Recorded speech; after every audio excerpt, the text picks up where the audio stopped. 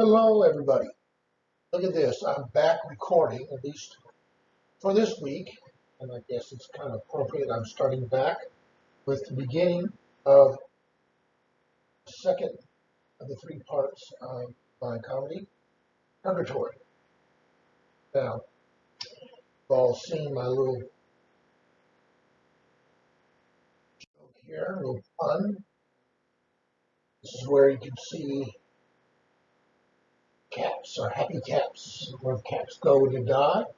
That's purgatory. How about that? Purgatory. So, let us continue now. The first thing perhaps we need to do is just look a little bit at the concept of purgatory itself. And one of the best books on purgatory is right here, The Great Divorce by C.S. Lewis. C.S. Lewis is not a Catholic, but he believed in purgatory. In this book, a little fable of his really helps explain the deep meanings of purgatory, just as stories will often do, better than, say, didactic nonfiction sort of situation. So if you have not read The Great Divorce, I'm curious about what it has to say. It's short, too, by the way. In the Catechism of the Catholic Church, there's a section on purgatory, and it says, all who die in God's grace and friendship, are still imperfectly purified, are indeed assured of their eternal salvation, but after death they undergo purification so as to achieve the holiness necessary to enter the joy of heaven. The Church gives a purgatory to this final purification of the elect, which is entirely different from the punishment of the damned. The Church formulated her doctrine of faith on purgatory, especially at the councils of Florence and Trent. Traditionally, the Church, by reference to certain texts of Scripture, speaks of cleansing fire. And it quotes here St. Gregory the Great. You can read that quotation there. Teaching is also based on the practice of prayer for the dead, already mentioned in sacred Scripture. And there's a quotation from the Second Maccabees, therefore Judas Maccabeus made atonement for the dead, that he might be delivered from their sin. Beginning, the Church has honored the memory of the dead, offered prayers and suffrage for them, as above all, Eucharistic sacrifice, so that, thus purified, they may attain the beatific vision of God. The Church also commends almsgiving, indulgences, and works of penance undertaken on behalf of the dead. There is a quotation from St. John Chrysostom, homily on 1 Corinthians. Now, as far as this references to Judas Maccabeus, it's in Second Maccabees, which is one book that of the Old Testament that we have, Protestants do not. So a little while ago, I gave a talk, a presentation on Second Maccabees, which perhaps some of you attended. And here is Second Maccabees chapter 12. They had just fought a battle, and they were in a situation that eventually, as this text talks about, they had to go and look after the dead and bury them. And here we're starting at verse 38. Judas rallied his army, went to the city of Doma. As the seventh day was approaching, purify themselves according to custom of the Sabbath day. So they're going to rest and not doing burying the dead or anything on Sabbath. The following days, since the task had now become urgent, Judas and his companions put together up the bodies fallen and bury them with their kindred, their ancestral tombs. But under the tunic of each of the dead, they found amulets sacred to the idols of Jamnia, which the law forbids the Jews to wear. So it's clear to them all that this was why these men had fallen. They all therefore praise the ways of the Lord, just judge, brings to light the things that are hidden. During supplication, we pray that the sinful deed might be fully blotted out. Though Judas exhorted themselves free from sin, they had seen with their own eyes what had happened because of the sin of those who had fallen. Into a collection among all his soldiers amounting to 2,000 silver drachmas, She sent to Jerusalem to provide for expiatory sacrifice. And doing this, he acted in a very excellent and noble way, as much as he had the resurrection in mind. For if he was not expecting the fallen to rise again, it would have been superfluous and foolish to pray for the dead. You see, the emphasis to a certain degree on this passage is not so much that Judas did this, say, made a collection to pray for the dead, but that it was a sign that he believed in resurrection of the dead. Here are a couple other verses. Here's one from Sirach, chapter 7, verse 33. Sirach is again another so-called deuterocanonical verse of parts of the Bible, books of the Bible, that we have and Protestants do not. The Orthodox also have. Give your gift to all living, and do not withhold your kindness from the dead. What kind of kindness from the dead talking about? Maybe burying them, but also mean prayers. Then we turn to 1 Peter chapter 1, verse 7. So the genuineness of your faith, more precious than gold, as perishable, even though tested by fire, may prove me praise, glory, and honor in relation to Jesus Christ. So it's talking about some sort of testing by fire of your faith. That may be an allusion to a post-death. Now we have a reading from 1 Corinthians chapter 3, verse 15, written by St. Paul. Start at verse 10. According to the grace of God given to me, like a wise master builder, I laid a foundation, and others building upon it. Each one must be careful how he builds upon it. No one can lay a foundation other than the one as there, namely Jesus Christ. If anyone builds on this foundation with gold, silver, precious stones, wood, hay, or straw, work of each will come to light, for the day will disclose it.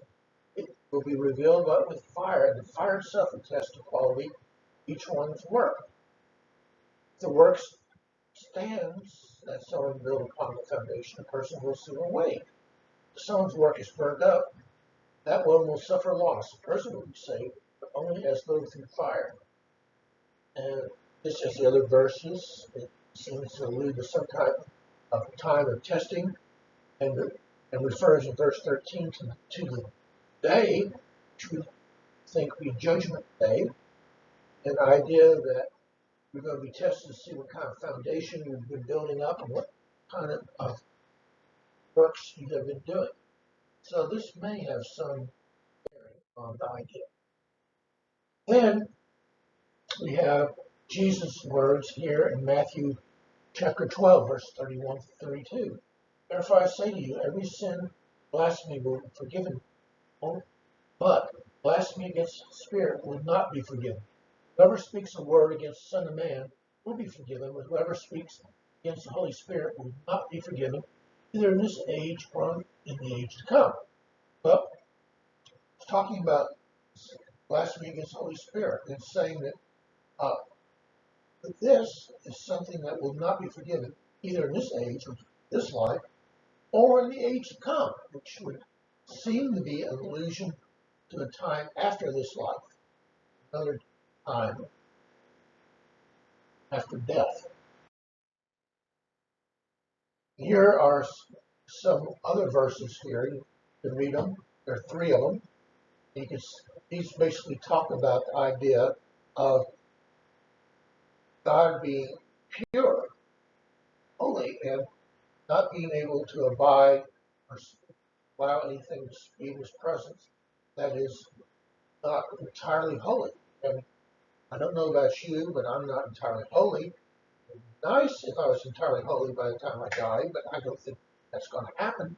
So the idea being that whatever remains of us is not holy will be worked upon in a state of purgatory, so that we can come before God as holy,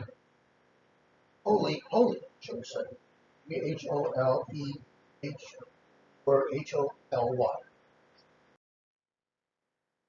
Now, final quote on the show. This is from St. Clement of Alexandria, who was one of the first, shall we say, theologians or founder of a theological school in Alexandria around the early part of the 3rd century. Here's what he had to say. Out of life, there will be 2 fires, devouring and consuming one for the incorrigible, and for the rest, a fire that sanctifies, does not consume, like the fire of a forge. True, intelligent fire which penetrates the soul and passes through it. So, again, he's talking about some type of purification. And if we really wanted to, we could talk about several instances throughout the early church that seemed to point to some concept of a purgation after death. This would include the visions of St. Petua around the same time as St. Clement. She had some visions around 206 AD, which included something that sounds like a vision of purgatory. And there are others. But let us go now and take a look at Dante's Divine Comedy, Purgatory. And Purgatory is a mountain, a steep mountain in the southern hemisphere, opposite from Jerusalem. And Dante's reckoning it's the only land in the southern hemisphere. Say a mountain with 7 main terraces where you are purged from each one of the 7 deadly sins. You have an angel who guards the entrance. Come in here, an angel brings you in by boat. We'll talk about that part of it. Canto 2, and this guy Canto is guarding it. Go up this steep path to the entrance, go through the purgation. Then at the top is the earthly paradise. In other words, the Garden of Eden, where Adam and Eve were before they did. There's another look, another diagram of purgatory, so we say a cross section. Again, you have the bottom, you have anti-purgatory, A-N-T-E, not A-N-T-I.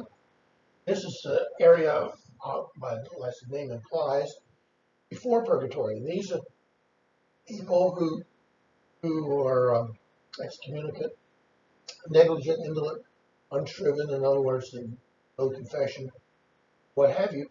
For some reason, they were very, very late in their repentance. And here they sit in anti-purgatory for a period of time, depending on just what their problem is, before they can even start going in purgatory. So then they do that for however many years. They come to the gate of purgatory. Then we have as I said before, the 7 terraces, which take care of various deadly sins. We have this terrace the proud and the envious, the wrathful, the slothful, avaricious, gluttonous, and lustful. And sure, you can easily note that this architecture is just the opposite from hell, where these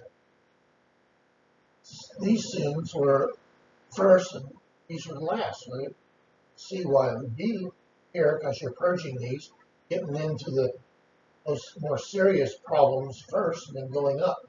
And they all have to do with love. These first 3 have to do with misdirected love, and deficient love and slothful, the excessive love of something. Anyway, love in some sort of defective form. So, once again, this slide says each terrace deals with some aspect of perversion or misunderstanding of love. The last 3 terraces, for example, all deal with the sin of excess love. These 3 terraces house the gluttonous, the covetous, and the lustful. Thomas Merton, a Cistercian monk, wrote his autobiography, The 7-Story Mountain, which is meant to make us think about Dante's vision of purgatory. Here we see what Dr. Barolini at Columbia has to say about this.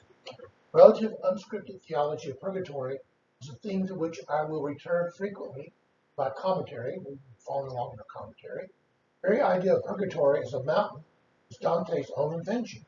Alone, all the rules and regulations that Dante invents, the structure and experience of those dwelling on this mountain purgatory. It could refer to the animating spirit of these rules and regulations, which collectively organize purgatory as an administrative unit that is very much like a vast monastic order. With Dante's own phrase, the religion of the mountain. As we embark on purgatory, let's bear in mind the fundamental premise that, though Dante's afterworld may be given the appearance of being infinitely parsed and nuanced, it is ultimately a binary one. All souls are ultimately either saved or damned. Souls of purgatory are all saved. No one, by exception, you meet in purgatory 1 going forward is unsaved. All will eventually, the last judgment, be among the blessed. And yes, indeed, this world is binary, either saved or unsaved. But if you really think about it, that's our world too. We are also binary, saved or unsaved. Of course, we still have time. This can change, but still there's such a binary configuration.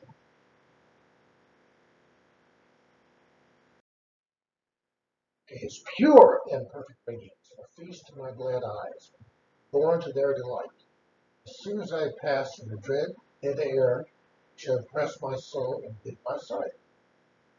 You see right here, we're talking about Dante being out in the open again, seeing the sun's rising, and you can feel the air, the dead air, that confined space of hell. He's back outside again. Now, once again, the Dr. Barlino. In line 2, we see that purgatory is different from the other two realms because it's only non-eternal realm. That's something to consider. Purgatory will not last forever. It's not eternal because of the last judgment. All souls will be allocated to either hell or paradise.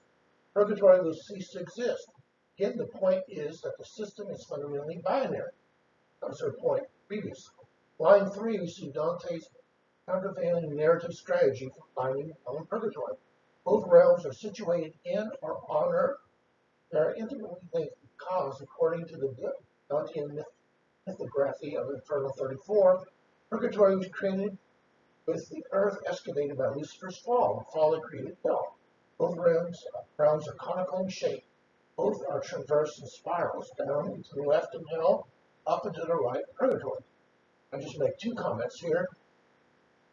As I mentioned last talks, the fact that purgatory was formed by Satan's collapse, rebellion, shall we say first, then collapse of that rebellion, and thrown in the center of the earth. This shows that Satan unwittingly is an instrument creating the realm that helps people be saved, as in the frustration of the devil. I talked about in Infernal 34 several instances of Satan trying to do one thing, but God uses it to do good. Let's see. There you have it. I also have to say, as a left-handed person, I'm not too crazy about the fact that you go to the left in hell and to the right in purgatory. It's just not right. I feel a little left out here.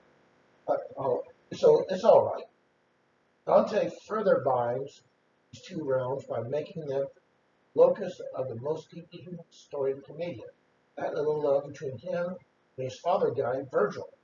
None of these extremely strong bonds between hell and purgatory offset the reality of the abyss between them.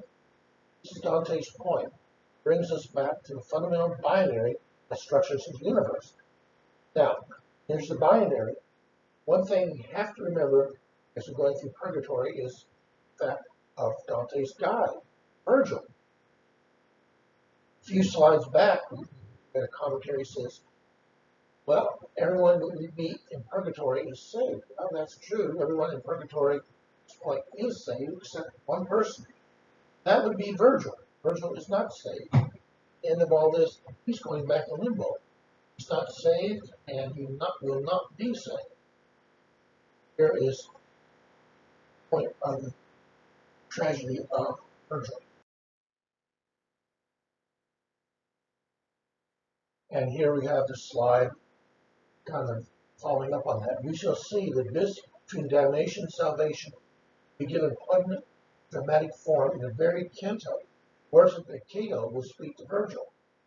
One great Roman will tell the other, "You on the other side of the river Accion, there's no point in invoking our shared past as great Roman or my wife Marcia.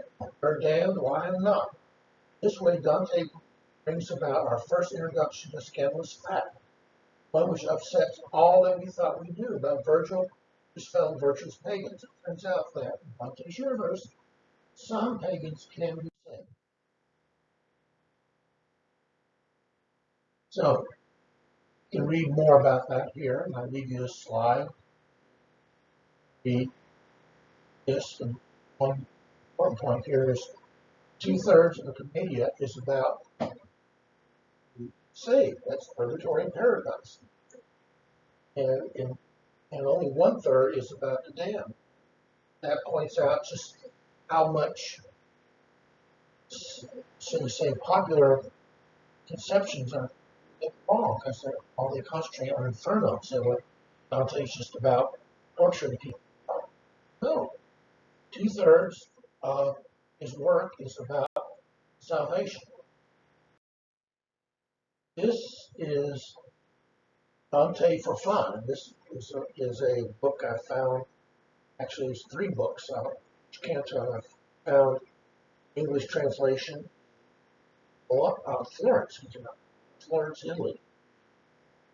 Since we don't have Hunt Emerson anymore, we'll use this book, some illustration.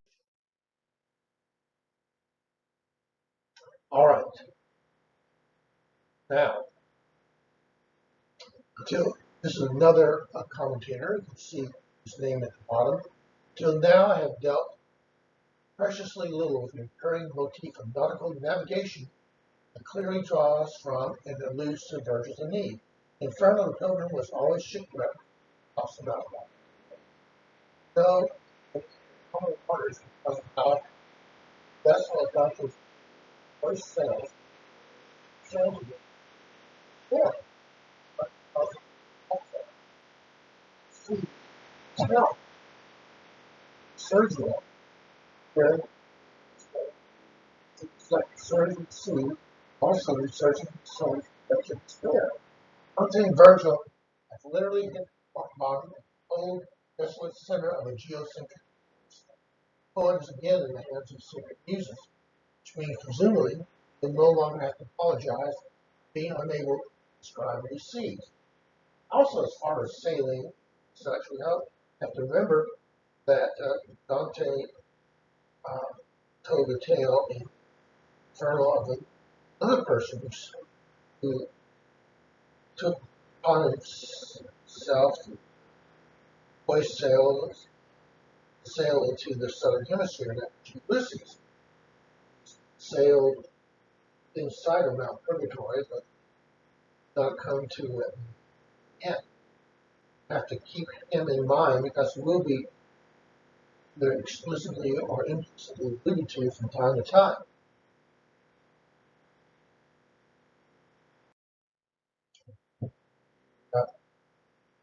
Virgil and Dante came out at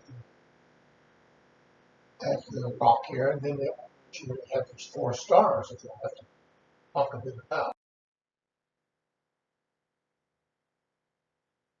And once again, this commentator, the philologist of me is perhaps most interested in the line when the human spirit itself purges from the subtle though apt use of the all too common reflexive construction Italian, where an English translator might want to render this intransitively or passively, consider utmost importance to leave direct reflexivity here. Purgatory, the soul does not spontaneously expel, nor is it simply purged, as if proofed by magic, but must purge itself. The process of understanding the truth beneath the appearances begun in hell now progresses to a place where the understanding must in fact be applied oneself. If the truths of the blind world are often difficult to accept, purgatory they only become more so. And this is an important point. The point that this purgatory is voluntary. This are voluntary. The souls are eager to complete penances so that they go on to heaven. Firstness of Adam and Eve, their existential newness, speaks an important purgatorial theme. This is a place where everyone is working on becoming new again. Those who journey to the top of Mount Purgatory are engaged in a quest to purge themselves of sin. This is a process in which humans essentially turn to a condition of first innocence, or existential newness. Souls of Purgatory are working on becoming Adam and Eve as they were before fall, in a state of prelapsarian innocence. Sure enough, remember what's at the top of Purgatory. That would be the earthly paradise where Adam were. Now, we'll continue with the Canto. Planet whose sweet influence strengthens love is making all the east laugh with her rays. Hailing the fishes, she swam above. I turned then to my right, and I set my mind on the other pole. There I saw 4 stars unseen by mortals since the first of mankind. Heavens seemed to revel in their light. O little northern hemisphere, bereft forever of the glory of that sight. As I broke off my gazing, my eyes veered a little to the left to the other pole, which by then the wane had disappeared. I saw there nearby an ancient man alone. His bearing filled me with such reverence. No father had any more from any son. Now, Dante is going to start talking a lot about astronomy. Every once in a while, I'll try to make sense of it. It's pretty darn complicated. He certainly was efficient in astronomical stuff, and I think he wants to show off sometimes that he is. Needless to say, we could do this in hell because we're sitting there in the middle of Earth, but now he's going to do it. And there we have it. Now, we're going to talk about these 4 stars, unseen by mortals since the first mankind. So, and little northern hemisphere, rifted forever the glory of the sun. Now, he also talked about this guy, this ancient man, but we're going to talk about him later. But first, we're going to take a little bit of adventure, maybe a little bit of sidetrack, and talk about these stars. What he's talking about, probably, is the Southern Cross. These 4 stars form a cross, and sure enough, as we certainly know, Dante knew too, there are different stars and different look constellations in the Southern Hemisphere. It talks about this constellation. Sure enough, there is a constellation. It's kind of curious that he knew this, and people have been kind of thinking about it for quite a while. And this is one example of some thinking. This comes from December 22nd, 1881 journal issue of the journal Nature. Nature is a prominent scientific magazine, journal scientific magazine, where if you get published in, it's a really big deal, and it's British. You can read all about this, but this is on this slide. This is from a guy by the name J.J. Walker who's trying to figure out. Well, here it is. Dante's never been to the Southern Hemisphere. What the heck is going on here? How does he know about this constellation? And some of the ideas have been several suggesting, and I have to say, here, stop here and read some more. And several ideas. First of all, there is a procession of equinoxes or what have you, of this celestial sphere, and sometimes constellations are in one hemisphere are moving in the other, and the idea being at one point the these uh, uh, these stars were available and able to be seen in both hemispheres early on in civilization, and that's what's going on. And that's one thought. Then another idea that Marco Polo just went to the east about the time of Dante. A little bit, well, actually, much contemporary. Dante and Marco Polo told him about these stars. Who knows? I mean, there's all kinds of possibilities. An idea that Marco Polo told him is possible. And as it turns out, there's probably was a more communication between the Far East being China, Japan, that area, and we really are aware of. I mentioned in class that there was a recent article in New Yorker magazine about this painting, Renaissance, before Renaissance actually, almost contemporary Dante, I think 75 years after, has a picture of the Madonna and Child.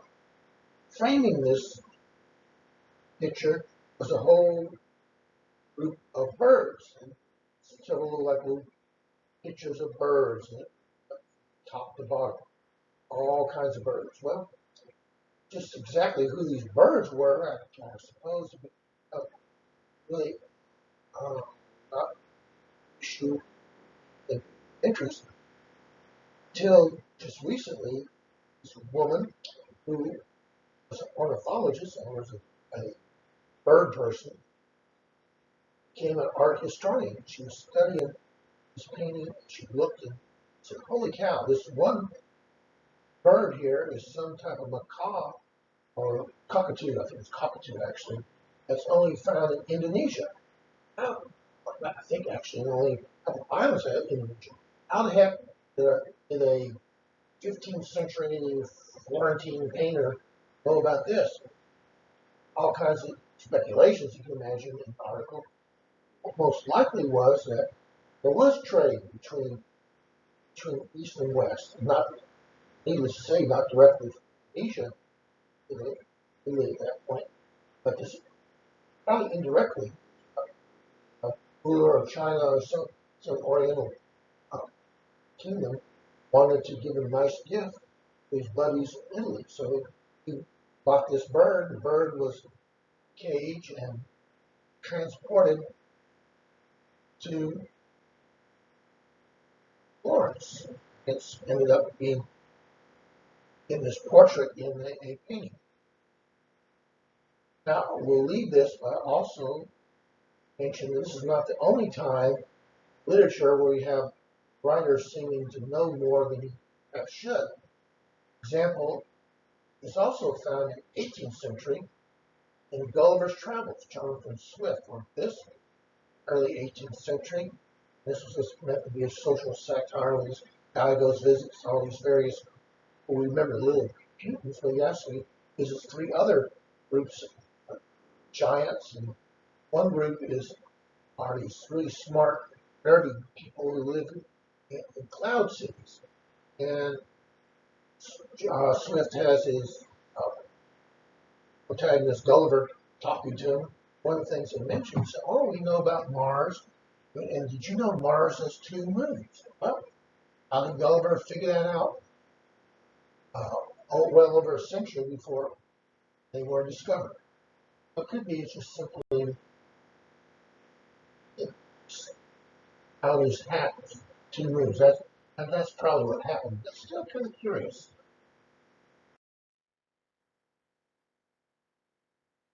So, anyhow,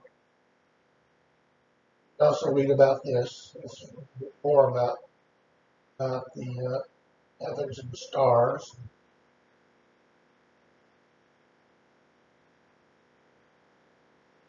Some speculation about the Southern Cross. Here we go again, and the idea of Marco Polo. look at Hollander's commentary. This is Hollander's commentary. He's been speculating about what's going on with Southern Cross, but we have to call the allegorical or significance. And there it is. Whatever the literal significance of these stars, their symbolic valence seems plain and has been from the time of the earliest commentators. They represent the four moral or cardinal virtues of prudence, justice, fortitude, and temperance. What is important to understand is that these virtues were infused and not earned. This again points to Adam and Eve. The only humans born before Christ had the virtues infused in their very making. His commentary to these verses, his character, Canto1, I guess, both insist on Adam and Eve as the first persons. He really gives expression to the fact that in them these virtues were infused. This person, though he's not identified yet, is Cato. Cato was a great Roman politician of the first century BC.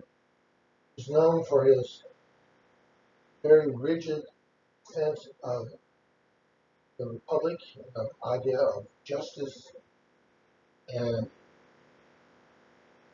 a republic free from corruption. He entered into a conspiracy, along with some other people, with Brutus and Cassius to kill Julius Caesar.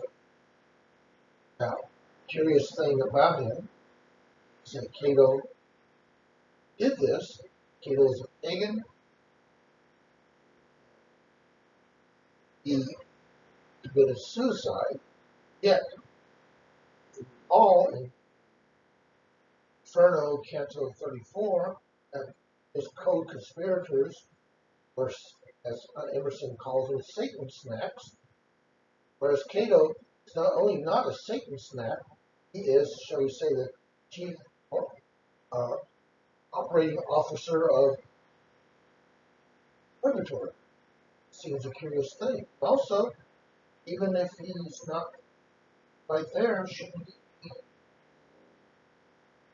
The wood of suicide is another bush, but he's neither. So what gives here? Oh, of course, let's emphasize again, that guy was a pagan. I guess the best he could hope for really is limbo. And indeed, his wife, as we'll learn, is in limbo. So what's giving? So we can see a real problem here. What gives? I mean, how come Cato is there? Well, let's see if we can figure that out with the help of some commentators. This is Hollander. Cato's initial rigid and probing moral attitude may seem to indicate he does not immediately understand very grace has brought him here. He reasons that Dante and Virgil, not arriving at his shores in a normal way, disembarking from the angel ship, we shall see in the next canto, may have snuck into his holy land. Intuits that they have come up from the stream, eventual course of Lethe, descends to hell. It is eager to know how they could have done so without a very special grace indeed. Nonetheless, in a manner totally unlike that encountered the demons of Inferno, it once allows the possibility of grace. The second tercet immediately reveals a different place we've now reached, one in which doubt possibility exists in the mind of stern keepers. Once again, Purgatory and certain paradises is a land of possibility and good.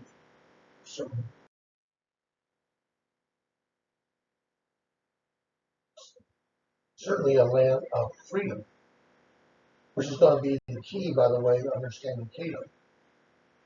As I told you before, I was sent to show that the way the soul must take for its salvation. There's none but this by which I go. I've shown him the guilty. I mean to lead him through the spirits in your keeping, show him those whose suffering makes him clean. What means I have led him astray to see and hear you, it's too long to tell. Heaven is the power of man. Thou mayest come and tease you, for he goes in his freedom. How dear that is to the man whose life but best knows.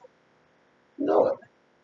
Who in that cause found death sweet, Utica, we put off that flesh, we shall rise radiant, judgment seat, not break the law. This man is yet. I am of that round, not ruled by Midas. Your own Marcia, chaste eyes, seem set in its prairie. O blessed breast, hold her yet your own. Love of her, us permission to pursue our quest across your seven kingdoms. If I go back her side, I shall bear thanks of you if you let me speak before. Well, now you can see some things. Again, the idea of freedom. What happened is that, as we'll see, Cato killed himself rather than to be unfree under Octavian, Caesar, the first emperor, who is Caesar's nephew. And you can see he's talking here. He's trying to butter Cato up. First of all, do not break the laws as man lives yet. I'm around not ruled by man. In other words, I may be in hell, but I'm not in the area ruled by Minos, which, as you may recall, I hope you do, is the great judge of underworld. That little sneaky tail, number of times it coiled around, that's where he went. And so he's above that. He is. He's in limbo. And Marcia, oh, how about Marcia? I know her. So he's just trying to name drop people. And here we can see some illustrations and drawings of that. Virgil phrasing, which makes freedom the key word connecting Dante and Canto. So they also remind the reader of Christ who gave his life for our freedom. And this commentator says, eventually summarized the view as following. Cato finally comes to take on the function of a lay figure of Christ. They often thought at all of Christ in a way, a certain way you can think of it. Christ committed suicide. He did not have to die. He died for our freedom. And the idea being that Cato also died in freedom in a way, something of a figure of Christ in that fashion. And it was a statement by which he expressed his mourning for the end of our ideas, political freedom, and respectively republic, at least the liberal democratic Cato's ideas, problems. Okay, Cato's main concern was that free elections were manipulated, armed thugs and soldiers hired by top politicians to control Rome. Generally, the constitutional limits were not respected. He died saying he hadn't fought to be free, live among free. That's certainly something to ponder. Maybe changes our idea of Cato and what Cato did. Now, in class, I then showed some movie clips from the HBO's series Rome. As I mentioned then, it's got a bit of gratuitous sex and violence, but some of the sex and violence was not gratuitous. It was pretty much the way Rome was. And in any event, many historians feel that this is a rather accurate depiction of the culture of Rome, despite various fictional characters in it, and sometimes the distortion of real historic characters such as Livia. And it is a worthwhile view. Find get over some of the ungood parts of it. I'm not going to show those two clips here because I'm pretty sure that after I finish this and try to post it on YouTube, I'm going to get a copyright violation or claim or whatever. It's going to make a mess. So I would invite you, if you want to see these, just go to YouTube and put a search in for Cato in HBO's Rome or something like that. We'll come up with these two clips, and I think they really illustrate in a novelistic way what Cato might well have been like.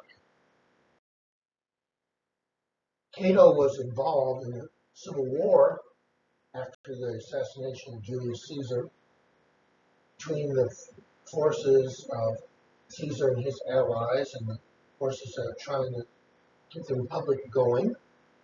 And they were defeated one by one, and Cato and some others were, at this point, Roman Africa, or around Utica, which is what is now modern-day Tunisia.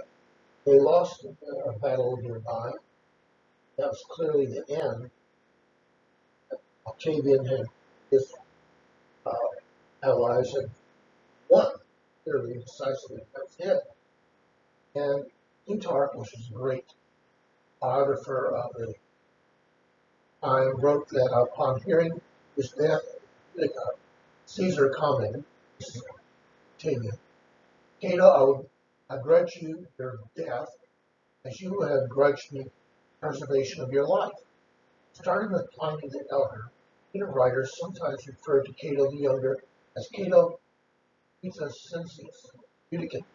Doing so, they apply to him a type of cognomen that was usually reserved or awarded to generals who earned a triumph in a foreign war and brought a large territory under Roman influence. For example, Scipio Africanus.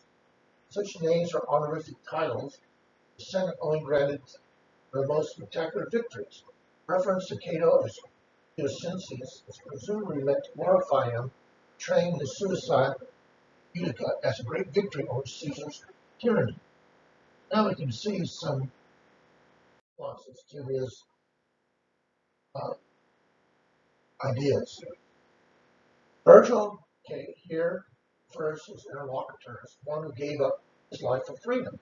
How does Virgil know that the person who speaks gave his life for liberty? Apparently, those in limbo know that one was once one of their own. Cato, a Utica, Roman and a pagan, is now in the saved guardian of Purgatory. Inferno 4, Dante did not tell us of any saved pagans. Part in limbo, Christ, local worthies after the howling of hell. Preserves the suspense and creates bombshell this encounter where we, by now love Virgil as we did not in Inferno 4, force to absorb information that can be saved. Not Virgil. Cato of Utica commits suicide in Utica in 46 BC rather than submit to the opinion of Caesar. Choice of the identity of the guardian of Purgatory shows us Dante's willingness to embrace complexity and nuance. Here we see Dante save a pagan who killed himself rather than lose freedoms of Republic of Rome, freedoms that were lost. Caesar took absolute power. Yet, previous Canto, Inferno 34, Dante damns traitors, those who killed Caesar, Brutus and Cassius, who are forever masticated two of Lucifer's mouths. In his address to Cato, Virgil conflates the two quests for freedom, the political quest for which Cato sacrificed his life, and the moral quest pursued by Dante. Indeed, moral and the political do not truly diverge, as all readers of Dante know. And so Cato of Utica's decision to give up his life rather than live unfree is a decision that resonates with the quest of the second round, where souls work to become free of the vices, blindness morally, and hamper us politically. And I just think this is really an important concept. The idea that purge ourselves of sin and disorder is true freedom. And that is what Purgatory is all about. Yes, there's suffering. It's all about becoming free. The identity of the guardian of Purgatory is shocking because he's a suicide. Most of all because he's pagan. Indeed, the identity of the guardian of Purgatory creates shock waves and persists long after Purgatory 1. The implications of the saved figure of Cato For how we can construe Dante's relationship with classical antiquity are immense. The presence of Cato here means that pagans can exceptionally be saved. This reality has enormous and discomforting repercussions with respect to our friend Virgil.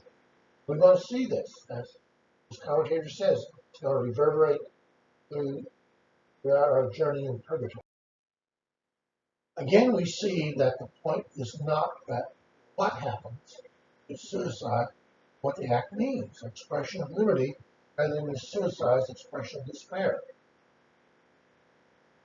Though the image Dante begins his canto, one of relief from the rough seas of life, lies the fact that from here on out, challenges to our moral understanding only grows increasingly harder to grasp.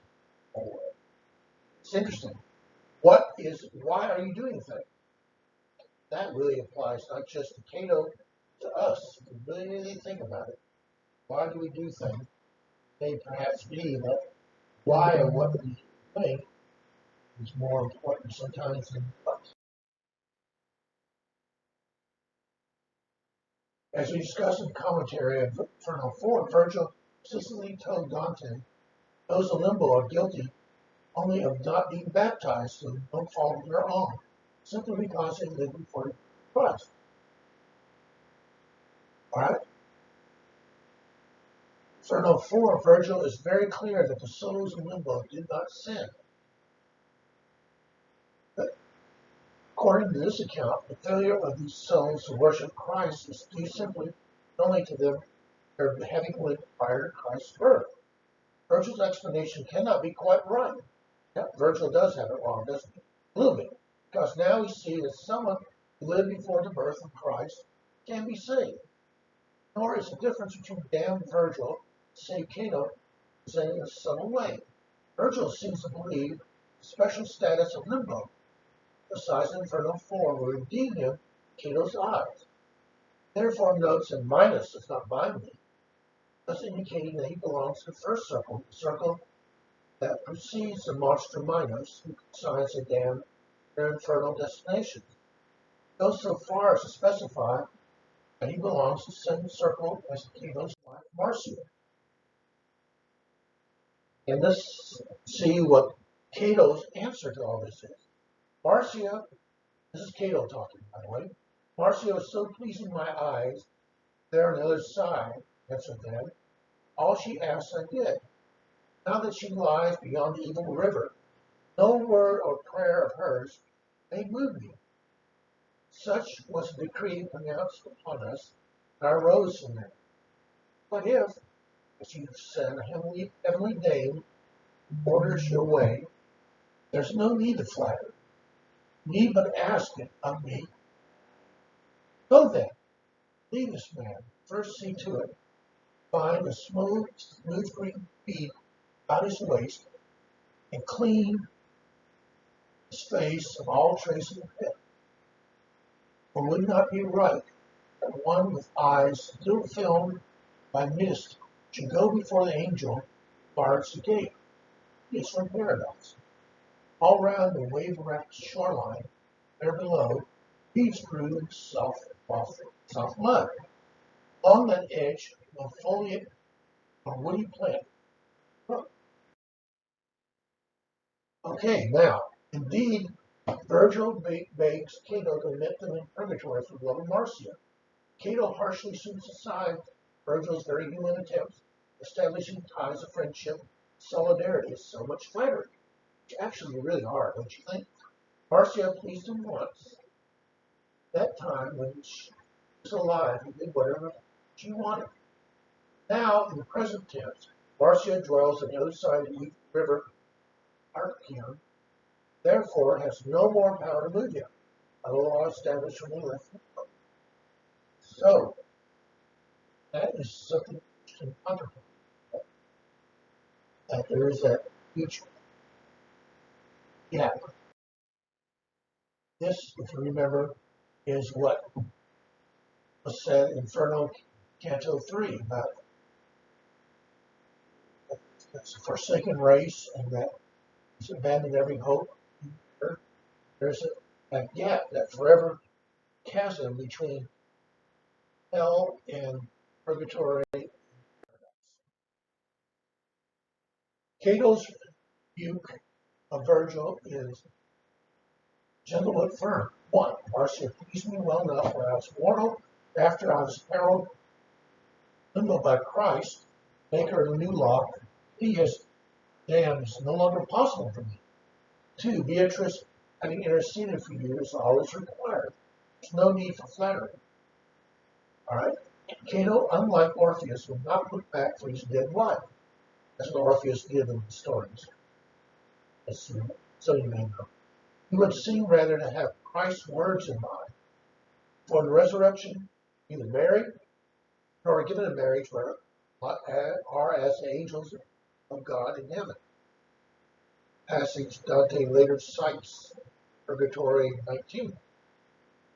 Cato's characterization of Virgil's words as flatteries is harsh, justified by Virgil's error.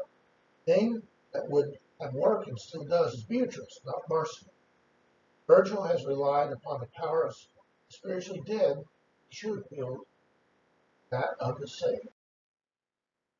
Here is a picture of reeds. Remember, Dante is now suggested or told to go get a reed from the shore. You can kind of imagine it might look like that.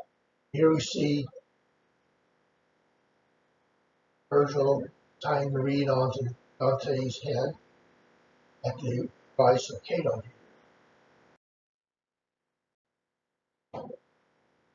For what lives in that buffeting must bend. And we're talking about the shore, the reeds, and the big woody things can't live there because they don't bend. Okay, for what lives in that buffeting must bend. Not come back this way. Rising sun will light an easier way, may have said. That he disappeared, and silently I rose, moved back, I faced my guide, my eyes upon him, waiting. He said to me, follow my steps and let us turn again. Along this side there is a gentle slope, leads to the lower boundaries of the plain. Dawn and triumph may the day breeze flee before its coming, so that from afar I recognized the trembling sea. We strode across that lonely plain like men who seek the road they strayed from, and count the time lost till they find it once again. Cato points Virgil and Dante towards the descent of the very shore of the island to its lowest point, truly descent into humility, where only vegetation is most modest of plains, characterized by its plainness and supply of pliancy, by its ability to grow in a landscape hospitable to any other form of life. When we reached a place along the way where the cool morning breeze shielded the dew against the first heat of the gathering day, gentle graces my sweet master bent, laid both outspread palms upon the grass, and I, being well aware of his intent, lifted my tear-stained cheeks to him, and there he made me clean, feeling my true color under the residues of Hell's black hair. Moved on then to the deserted strand which never yet has seen upon its waters a man found his way back to dry land. There, as it pleased another, girded me, wonders of wonders. Plucked a reed, another took its place there instantly. Rising, the humble stalk tore to exactly as before. That is the end of Canto 1. Just have this comment here from Hollander. Triumphal wonder of the little miracle of Christ-like humble reed news itself includes a candle with a proper Christian note. For past Ozzy, reed expresses the beginning of her renewal, through which the poet, holding the way of humility, puts himself to a new life. Canto is thus a canto of two suicides, Cato and Jesus, each of whom voluntarily gave his life so that others might be free. Earlier seen Dante under Virgil's orders breaks off a twig from the thorn bush that is a damsel on Terra della Vigna. Remember that from Inferno 13. Bits broken from some of the suicides do not grow back. Strew the forest floor. Here the humble plant does indeed move. However, major reference here is, as early commentators was, the golden bough and indeed the Virgil wrote. When first is plucked, a second golden tube does not fail to take its place. That scene offers a fitting parallel to this one, but with a major and governing difference. The classical object is artificial and precious, while the Christian one is natural and of little worth. Thus does the humility that inspires the Christian sublime help it outdo its classical format.